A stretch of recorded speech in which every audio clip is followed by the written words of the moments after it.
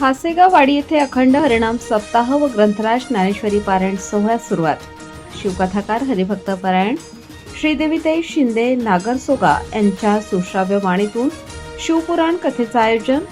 औसा तालुक्यातील हासेगाववाडी येथील काळभैरवनाथ व जोगेश्वरी मंदिरात गेल्या 17 वर्षांपासून अखंड हरिनाम सप्ताह साजरा केला जातो. हासेगाववाडी येथील अखंड हरिनाम सप्ताहाला दिंडी, मिरवणूक व वीणापूजन करून सप्ताहाला सुरुवात करण्यात आली. सप्ताहात काकडा आरती, ग्रंथराज ज्ञानेश्वरी पारायण, गाथा भजन, शिवपुराण कथा, हरिपाठ व हरिकीर्तन आयोजित केले जाते. हासेगाववाडी येथे प्रति पंढरपूर प्रमाणे शेकडो भाविकांच्या मांदियाळीत हा अखंड हरिनाम सप्ताह व शिवपुराण कथा साजरी केली जाते.